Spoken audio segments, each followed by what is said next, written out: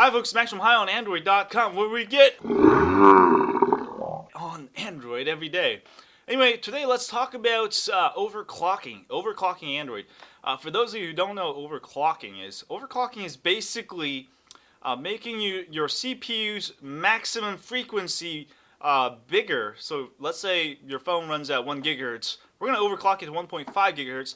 That gives you a performance boost of almost 50%. Now, there are some misconceptions. Overclocking on Android devices or any of the mobile devices completely different in a sense that some people will be like, oh, my CPU's gonna fry, or oh, my phone's gonna like burn up, or some stuff like that. But here's the difference. I've actually overclocked all of my Android devices. I've got like 50 of them, and I've overclocked my computer too. From 3.6 to 4.2 gigahertz. Let me tell you my story about overclocking. When I first overclocked my PC, it was like 15 years ago, or some crappy computer I had back then, and I was overclocking. I was messing with the voltages. I made it too high and then burned the chip, so I had to buy a new Pentium chip or something. Like the day I got it, it sucked, and I was all crying. With the PCs, you can actually fry your chip very, very easily by just, messing with just even 0.1 volts. It can just fry it instantly. Because PC chips aren't really designed for mobile use. They don't have the safety mechanisms of mobile devices.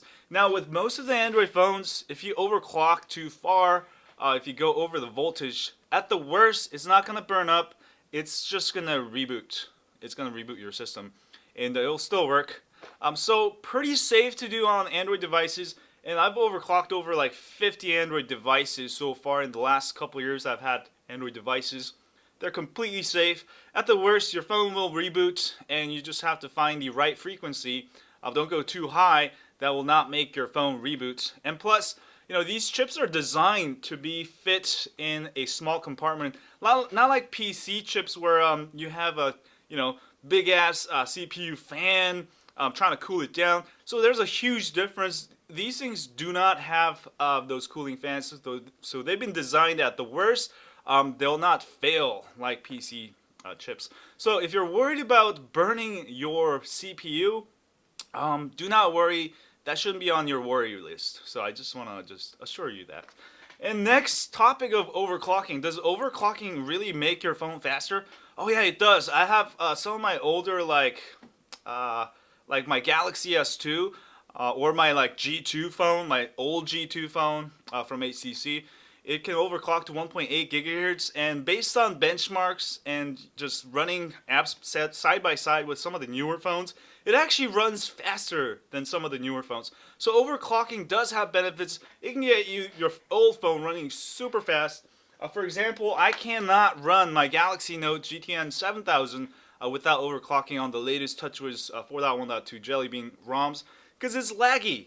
But once I overclock it, just 1.4 to 1.6 gigahertz, it makes it just fast, makes it just as usable, no lag whatsoever. So great thing about overclocking. Next topic about overclocking. Now, does overclocking use up a lot of battery life? Of course it does. When you overclock, you are essentially providing more voltage, so it uses more power. Now, does that mean if you overclock from, let's say, 1 gigahertz, 1.5 gigahertz, it's going to run at 1.5 gigahertz the whole time? No, it depends on your governor, but most governors I recommend is to use on-demand. On-demand basically means that it's not going to actually go to the maximum CPU until your phone needs it. So let's say you're not doing anything and just holding your phone and it's idle, it's not going to actually overclock. But once you start opening up games, apps, and multitasking, then it's going to ramp up to the maximum frequency, and that's where overclocking comes in. So by overclocking doesn't necessarily mean that it's going to actually run at that speed all the time. Now, if you use a lot of apps, if you're very busy on your phone, it's going to go that fast, and those apps will run faster because you've overclocked. And of course, battery life isn't going to be as good. So that's why if you do overclock, I do recommend about optimal 10 to 20% overclock. So maybe 1 gigahertz. If you're stock running 1 gigahertz, then I recommend about 1.2 gigahertz. If you're running like 1.4 gigahertz, maybe 1.6 gigahertz, you know, that way you have the best of performance and also still get kind of fairly good battery life. So I think I did a wrap up of Android overclocking, how it works. It is very safe. I've never seen a single fry CPU. That's a myth, you know. It should have happened to me already. If that is possible, it should have happened to me already. And also, battery life, of course, you know, you're not going to get as good battery life. That's just a fact because you're using more voltage. And, you know, third, how do you install these? You'll need a custom kernel that supports it, or a lot of the Samsung Galaxy Notes, Note 10.1, Note 2 S3. If you have the Exynos processor, you can use this app called Tether Overclock app. I'll have a link to my video tutorial on how to use that. That one just needs a rooted phone, and basically it will install a overclockable kernel module instead of a whole kernel, so you can try it out overclocking.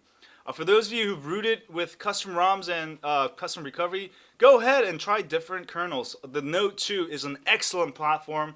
I've got overclock kernel on every one of my Note 2s. That's why I love it, because there's a lot of supports.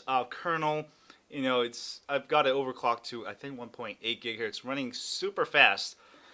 Yeah, so go ahead and install custom kernel in the apps. There's a bunch of CPU apps you can use. One of the main ones I use is Set CPU.